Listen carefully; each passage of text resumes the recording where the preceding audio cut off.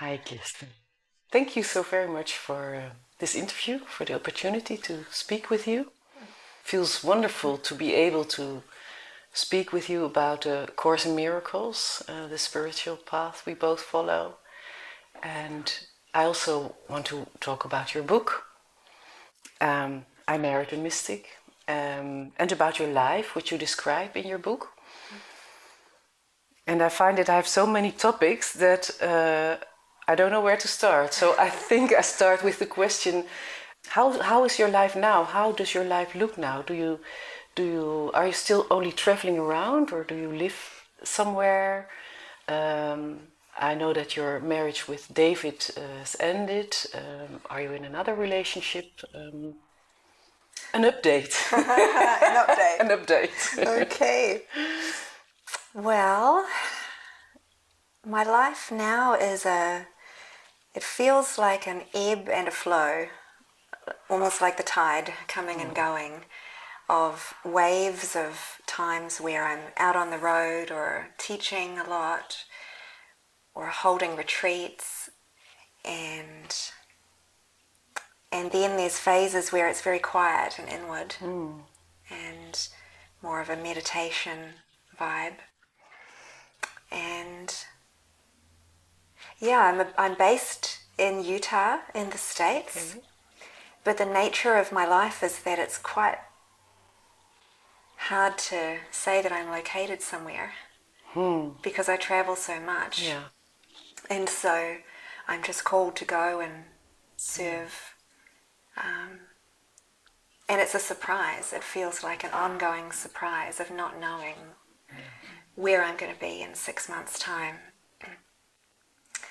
And I think that has been part of Jesus's plan for me, to have me uproot from this world and have my sense of home and safety really firmly planted in God.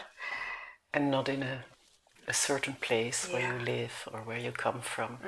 Yeah. Or even what it'll look like, what I'll be doing. So I'm not in a relationship, officially in a relationship with a partner, but in spiritual community, it's like, you know, if you marry a husband or a wife, you realize that you marry their whole family. Sometimes after the marriage. It's a little the same with spiritual community. You're in relationship with everyone who's there because we share the same purpose, and there's prayerful guidance behind everything that we're involved in and doing. And so it is like being, it's not an isolated or independent journey at all. It's very much joined and collaborative in this ongoing guided collaboration.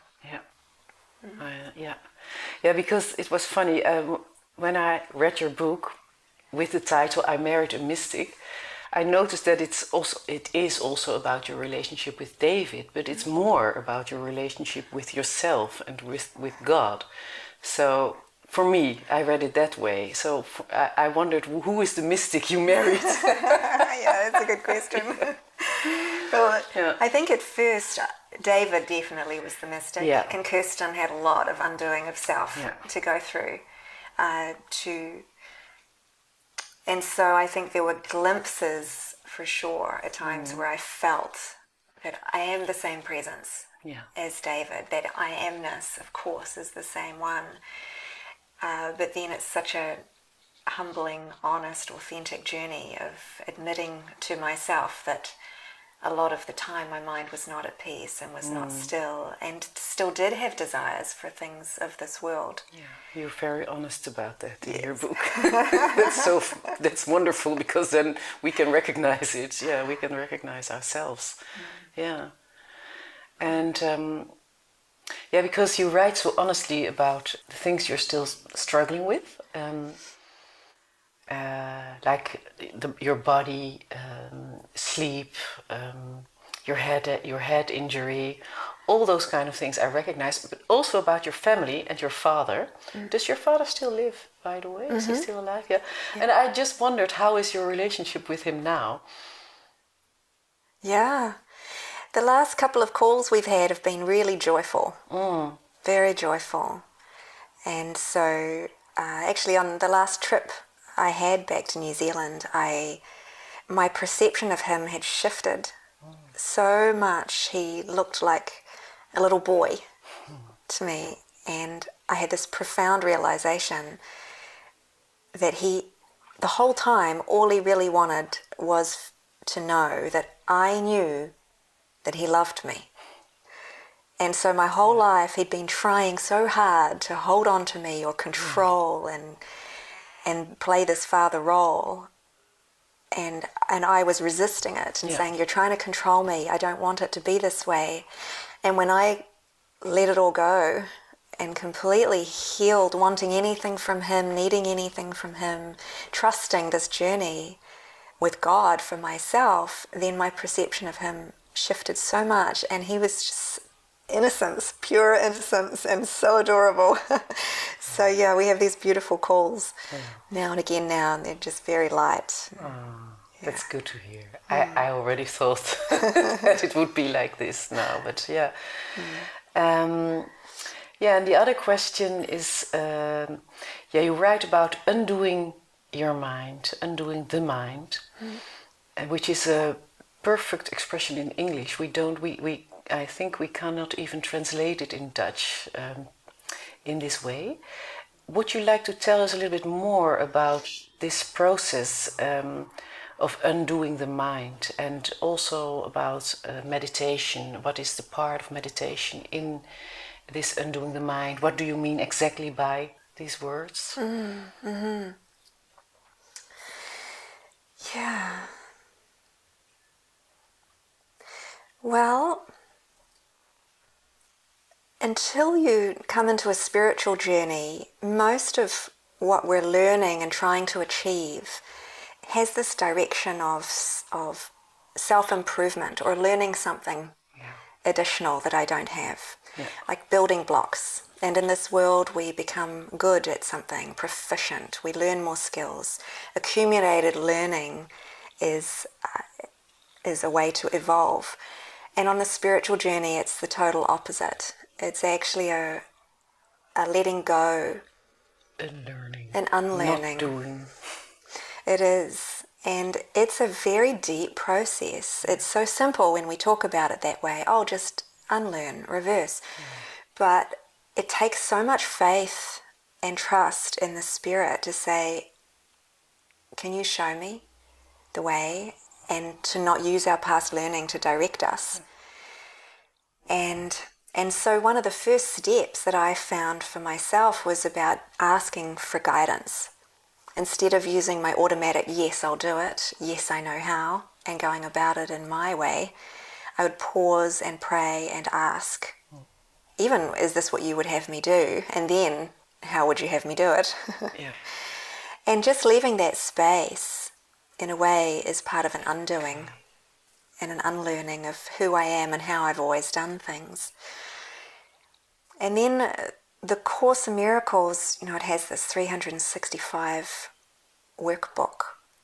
page workbook with these lessons that are part of a thought reversal program that really do help you unlearn the way that you perceive and react and respond to the world and who you think you are in relation to it. So that in itself is an incredible program for supporting this turn of direction in our mind away from believing that I am a person in the world and I have to know what to do and make my life work out and make everyone around me happy.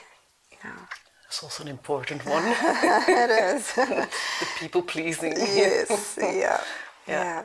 Which is all part of maintaining this self, to redirecting all of that energy towards a practice of forgiveness, of really noticing motivation, noticing intention, and by noticing that and redirecting our thinking and prayer to the Spirit, and then coming from that place, that is how we also undo and unlearn this way of being that is not how we are as spirit. It's not how God created us to be. Yeah. So you mentioned redirecting your thoughts. It's I don't know if it's in a book or in an interview that you tell that you first after you had this head injury that you meditated all the time for about almost 2 years, I think. And after that the course came on your path.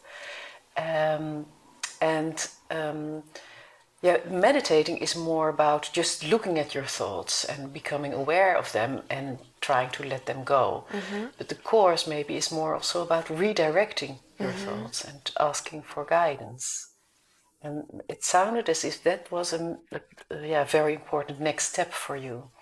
Is that correct? Yes. Do you still have thoughts? Do you like, I want this or I need that, or are they slowly becoming less and less? What is your experience with that? Yes, there's still thoughts. Yeah. And I would say the difference is that I'm not gripped by them. Yeah, okay. And if they, so there are more thoughts that may come and pass through. And if they're not thoughts that are clearly peaceful suggestions, then I simply know that they can just go past, like birds flying past. Yeah.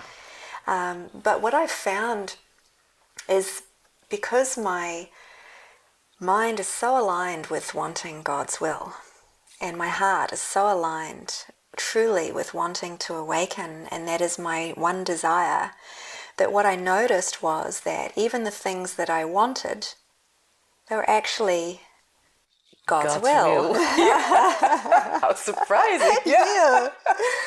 And so it's been a very fun journey to shift it from seeing that, oh, my desires must be egoic, I shouldn't follow those. I know that one. Yeah.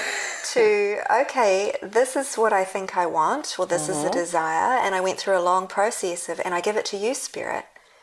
Okay. Allow them for sure, because there's always an impulse behind it. And if you don't know if it's the spirit or the ego, then the last thing we want to do is repress what we're feeling or wanting. We want to actually allow it and give it to the spirit and then be shown, is this a good next step for me? Yeah. Is this the meaning to be happening? Yeah, okay, that's you also write about guidance. I think that's in an interview that you tell this story about a man who had a mystical experience while driving a car, and he told you that he didn't notice driving the car at all for about 20 minutes, and so that he asked the question, well, I was totally guided in during that 20 minutes. You had to laugh because you said, well, we're always, who is driving this car? The rest of the time. The rest of the time. Which means that we're always guided. Which is a relief, because then we don't have to ask this question all the time. Am I doing the right thing? Is this guidance or isn't this guidance?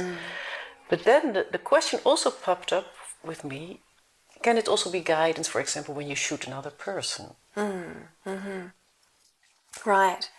Well, the point of guidance is to feel the connection with the spirit and to know that you're not alone. So the point of guidance is to experience there is no separation from God. And from that experience, then you do what you feel guided to do with that feeling of connection. And so I think the thing with the Course is that it takes you through a step-by-step process from believing you're a separate person and experiencing that. And we have to be so honest and authentic with ourselves around that experience and not try to leap to, it's all guided, I'm the Christ, I can do whatever I want. We have to be taken through this unwinding and this development of trust in the Spirit to the point where this identification with the Spirit becomes so solid and so strong that you can't leave it. It is who you are. And then the need for guidance falls away because you are the guidance. You are one with that Spirit and that experience, and you cannot ever be apart from God. And yet the guidance still keeps coming because it's like there's this beautiful plan and the Spirit wants us to be happy all the time. And so this tuning into the Spirit and tuning into what would you have me do is just a way of aligning the mind with something higher than just, well, I can do anything and it doesn't matter what I do. It aligns with a sense of purpose, which is joyful, like knowing we have a purpose. It's a lesson of today, I think, from the course. Yeah. Oh, beautiful. My purpose and my happiness are one. Yeah, that's it. Or my function and my happiness are one. Yeah. So it's a process of like, what is the guidance for? And the ego can get in there and say, you must get the guidance right. Yeah, exactly. And it turns guidance into right and wrong. Yeah. And a threat, as if you get it wrong, you'll be guilty. Yeah. But the whole purpose of guidance is to know your innocence, to know that you're praying, to know that you're willing to listen and follow. And then in that listening and following, there are holy encounters, there's a deepening identification with Spirit, and you get to see where you seem to choose something egoic and feel the contrast. You know, or you can feel like you're off track. Yeah. But we have to keep bringing it away from behavior and back to the thoughts in the mind, and what is it that's deeper, what is it that's underneath that. And then what you do comes from what you think. So in answering your question about shooting someone with the Holy Spirit guide that question. Well, in the manual for teachers, the characteristics of the teacher of God are laid out, and the first and very solid step is trust. And Jesus describes this long process that we go through in this development of trust, and he even says in there this can take a long time to go through these phases, especially the laying aside of judgment, of all judgment. And then there are these other characteristics that just seem to come, like joy, patience, tolerance, and honesty. And in there he describes honesty as being when your thoughts and your actions and your words all line up.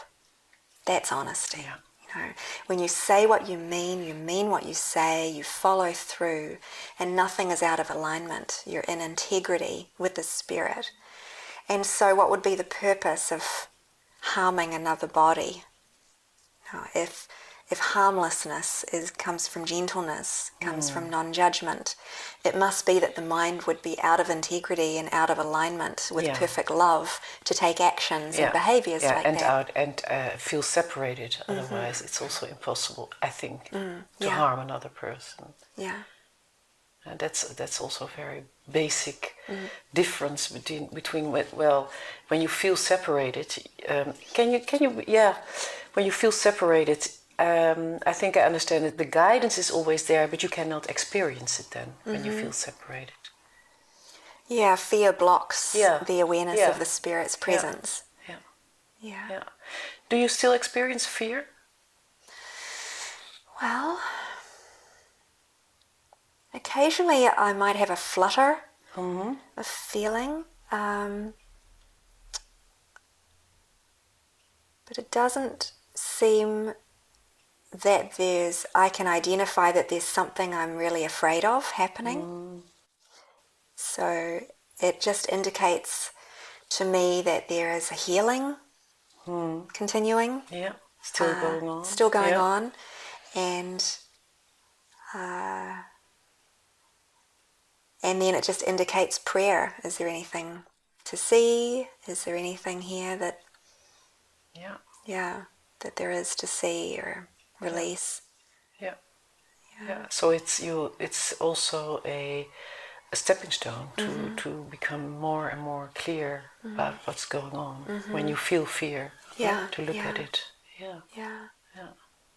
And I think when I've felt it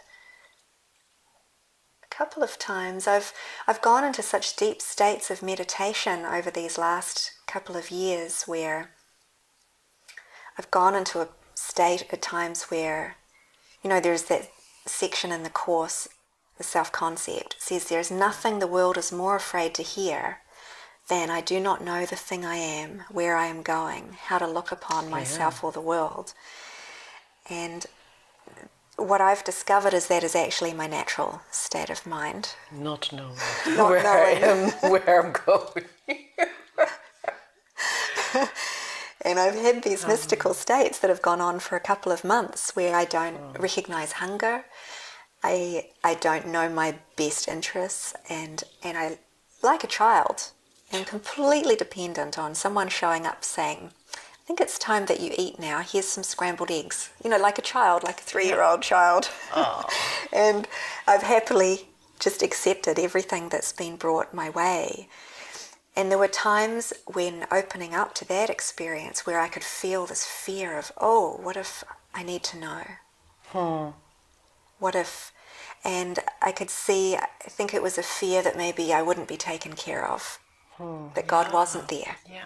And then I was shown in such a beautiful way, you know, you don't need to take thought for what you shall eat and what you shall wear and any of it.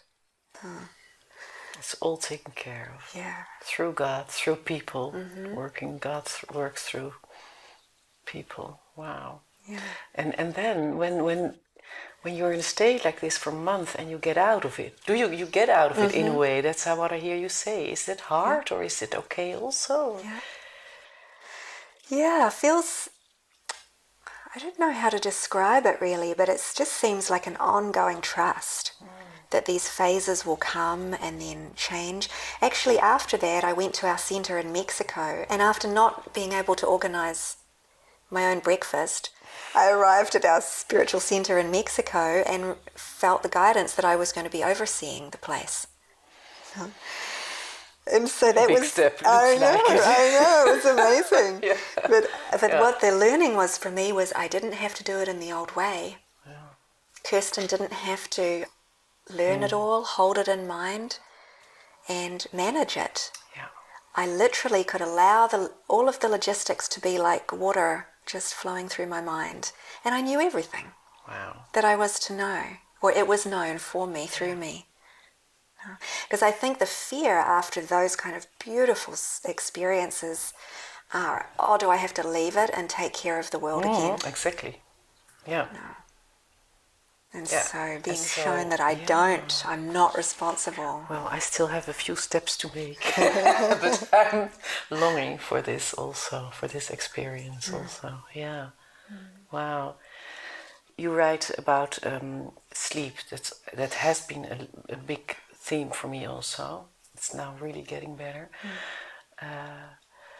But you write about your struggle with that you have then. That you did have it then. I think you don't have that struggle anymore. No, it's gone. And when I hear you like now, do you find that you need less sleep, or is it just taken care of? What is your how do you experience that? And also your bodily situation. I still generally sleep around 7 hours. Okay. Or so. Yeah. I think the main difference is that the purpose that, as I described in the book, the purpose of sleep for me was escape from this mind and this world and to have time out. And so I valued it highly and had a lot of protection around it and associations of sleep with energy, that I needed the sleep to have the energy to deal with this world. No.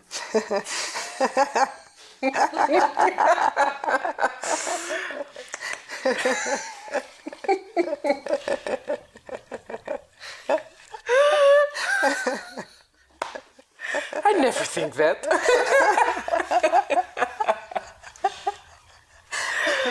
I start to become in a situation of trust, but Oh, this is so very. I recognize this very much. Very strongly. So that's what. So it had a totally different purpose then for you. And now it's more of a consistent awareness of a state of mind that through forgiveness can be at peace all the time. And so the peace that I can experience awake can be so beautiful and so restful. And so that need for that peace during sleep just gently was washed as the forgiveness really took care of the ego and that strain and struggle in the mind. So I think it was a washing away, as well as the willingness to look at and question the stronghold that I had and those beliefs. What was this? What What did I believe? What do I believe? And value it for. Makes me silent.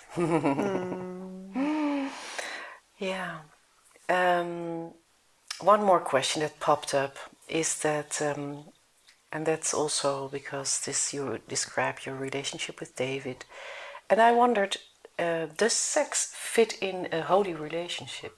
Can it be holy? Yeah, it can be part of a relationship. Yeah. I think again it comes down to purpose. Yeah, it's of course it's with everything it's the same. Yeah, it is.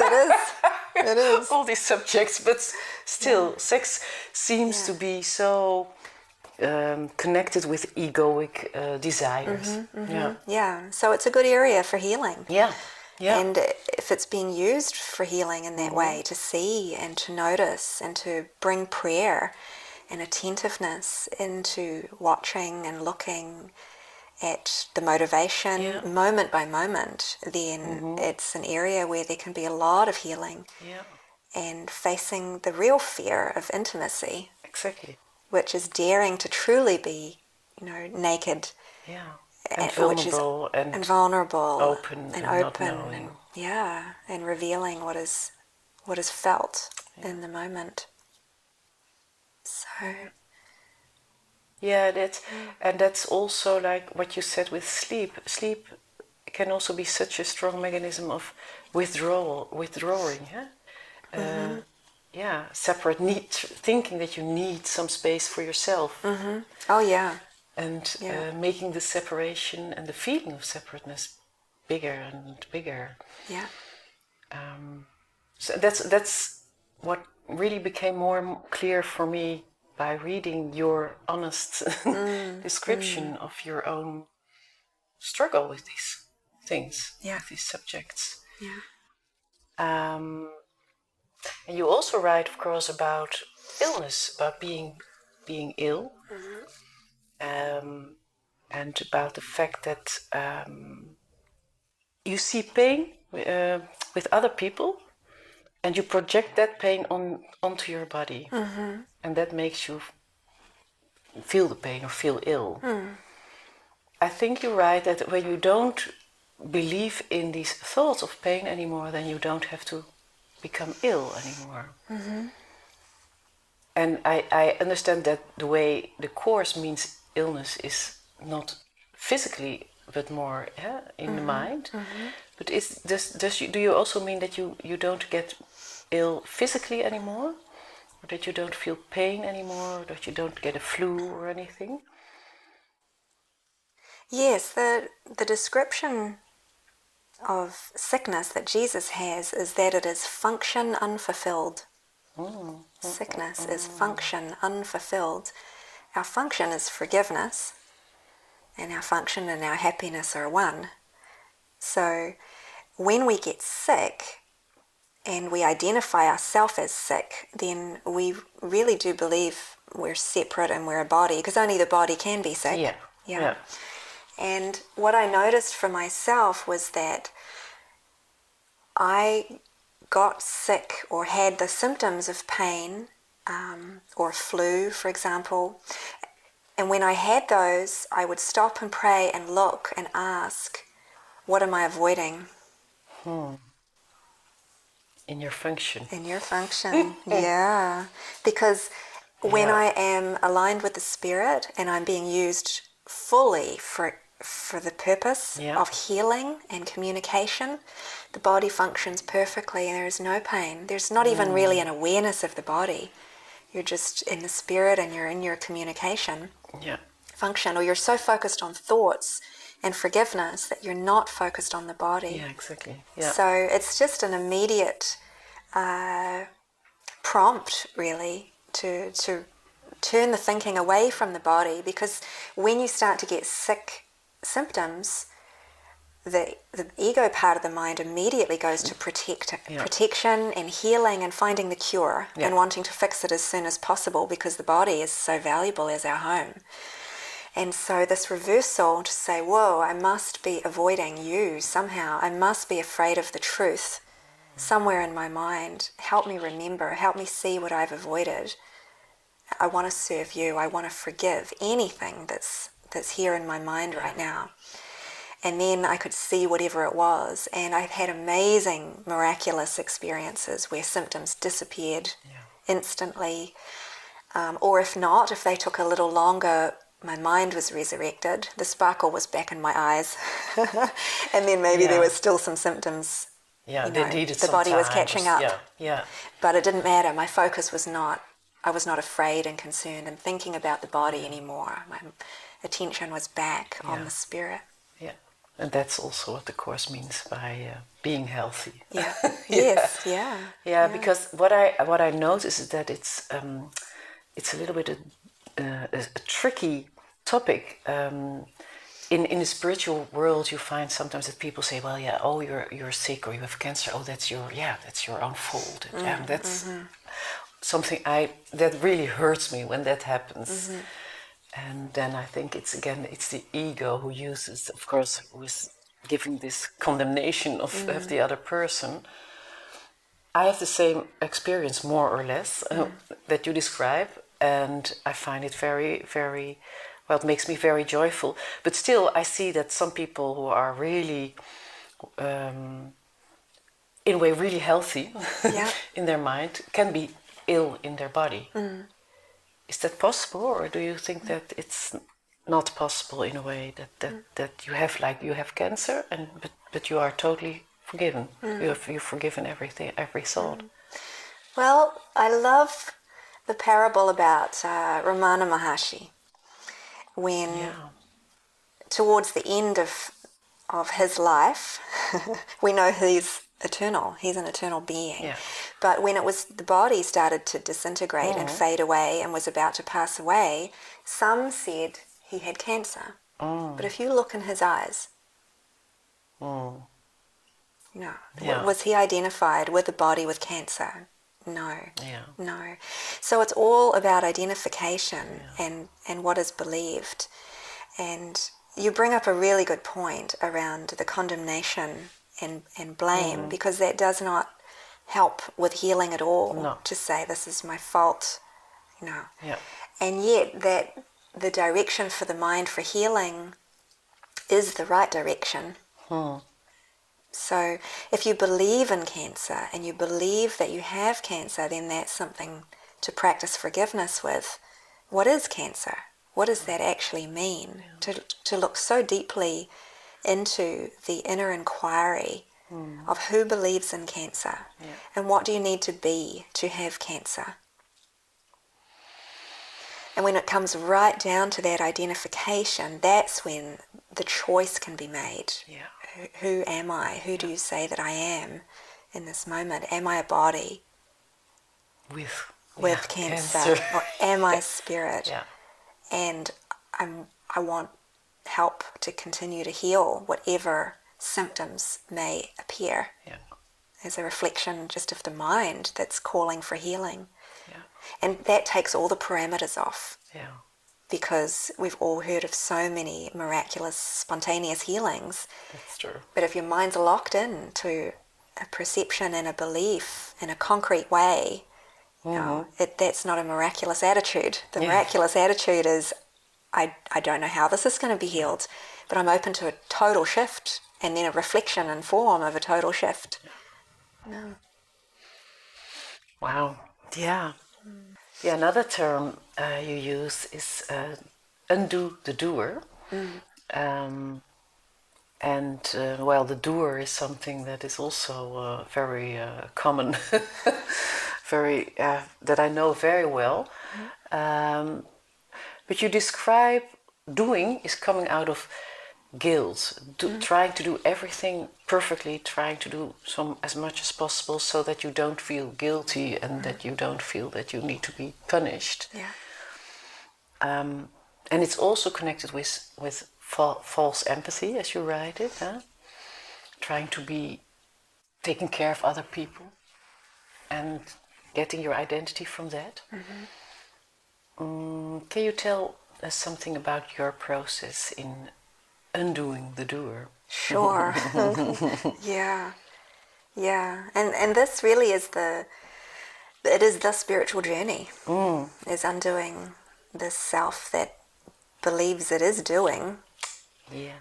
And To start with. That I can do. I know how to do. I know what to do. And somehow allowing this transformation to take place, to open up to allowing ourself to be done through by the Spirit. And so it's so humbling. It's such a humbling journey to realize that all of the past learning that we have, our ways of doing things, if it's a way that it can bump up against something else, then it's part of maintaining a sense of a self concept. This is how I do it. This is what I need to do. Yeah. This is how it needs to be done. And this is how it needs to be done. Yeah. And so it in so many different ways it gets undone. I think in my book I described even with the bathroom, finding myself in the shower and feeling this intensity, feeling this rush and this push. I need to shower. I need to shave my legs. I need to, and this feeling of anxiety and tension. And when I was in the shower in that moment and I stopped and asked, what is this for? What am I doing this for? This can't be God's will for me in this moment. It does not feel peaceful. And then I looked at what I was doing and realized how ridiculous it was. It was the middle of winter and I was shaving my legs and I was in a partnership with a mystic who just wouldn't even know the difference. So who am I doing that for? And this is, it's part of this identity that gets so fixed into what it thinks it needs to do to keep itself going. And they're not questioned. And they're not bringing us joy. It's not the Spirit's flow. So step by step, noticing and asking that question, what is this for? And being willing to let go. And then face the fear that's underneath it. And the control that's underneath it. Because who am I if I'm not doing anything? Yeah. And if I really let go of caring. What will happen? What will happen? What will happen? Yeah. So it's a journey of being shown that it's safe to let go of this state of mind that feels responsible and does a lot of the time just out of habit based on unconscious beliefs. And so by raising them up to the light and letting the light in, then we can let the Spirit's guidance show us what is our joy, what would the Spirit have us be doing to be connected moment by moment. So it's that was one thing that I also wrote in my questions, because I have I just moved over here to Haarlem and I have 2 cats, and one of my 2 cats started to chase after her tail after the movement, the moving in. And I kept wondering, what is this? And I tried all kind of things, of course, and I went to the vet and but just I think after reading your book, and also you write also about your cats, I suddenly thought, well, of course, I'm one with my cat. That was the first realization, and then I also felt, well, I also have to stop chasing my tail. So now every time she does it, I just stop with whatever I'm doing. And sit down and become quiet and turn inwards. And so she's really helping me on this process of undoing the doer. Because I notice also that she starts doing it when I'm like, okay, I have to do this and I have to do that. And So it's just such a gift that she's giving, and it's not always working, not yet, but most of the times we are there together, becoming totally quiet. And sometimes I'm just sitting on the stairs or on in the strangest places in the house. Just stop with now. her. Oh, that's beautiful. Yeah. That's beautiful, Claire. Yeah. Yeah, I love. There's a section in the course, I need do nothing. Yeah, that the first time I read that made me so happy, and I couldn't believe it. Also, it's a part of my mind. Yeah, that is God's will for us. It's that we come inward to this still, quiet place, and He says from there, from I need do nothing, you will be sent on many busy doings. And that's the truth. Like when you're actually still and you're willing to be an instrument for God's peace, there's so much that the Spirit would have us do, you know, to be in our joy, to give, to serve, to offer, you know, to be a miracle worker. Yeah. And yet, if we're running around in this doer state of mind, we're not able to be a miracle worker. No. We're not available. We're actually cut off from being a helper for the Spirit. So it's very, very important to continue to be willing to drop it, to actually let go, and put this priority of I want to be with you and I'm willing to be in the stillness, and then from there know that you will show me the way. Yeah. And then sometimes I notice that my mind still thinks, okay, then I go further after this period of time with my initial plan. Yeah. But sometimes I find that I can really let go. And that's wonderful. Yeah. Yeah. We're coming to an end of the interview. I have still 2 questions. One is, if you can give us a tip, as the students of the course, the most important step to make, or the most important decision to make, or the most important thing to understand, what would be your tip?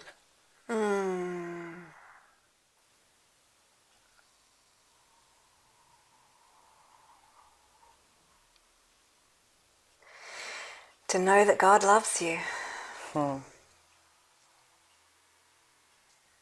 That's it. To know that God's will truly is our happiness, and that this belief in sacrifice is of the ego. And that's what's being healed from the mind. And so the journey of saying yes to God will bring up this belief in sacrifice, but the journey itself is one of receiving. It's receiving more from God, more peace, more awareness of love, more support than we could ever imagine. He wants to take care of everything for us. And so to continue to put that first and dare to trust and be shown that where it's not a letting go in the sense of losing, it's a give it over. Give it over to the Spirit and say, you show me if this is really helpful for me on my journey. Use it for your purposes, rather than thinking I have to give everything up. It's more I have to give everything over, so that there is one purpose for my life, and it's all to support awakening. Beautiful. Yeah, I think maybe that's also the answer on my last question, which is, if you could make a phone call with your 12-year-old self, what would you tell her? That's a beautiful question. 12-year-old self.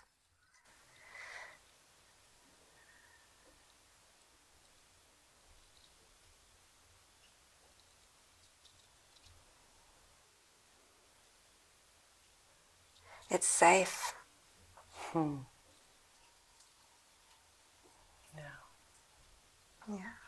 Life is safe. The world is safe. You are safe. It's all going to work out just fine.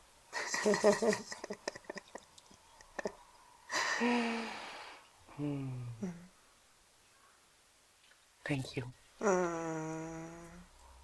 Thank you.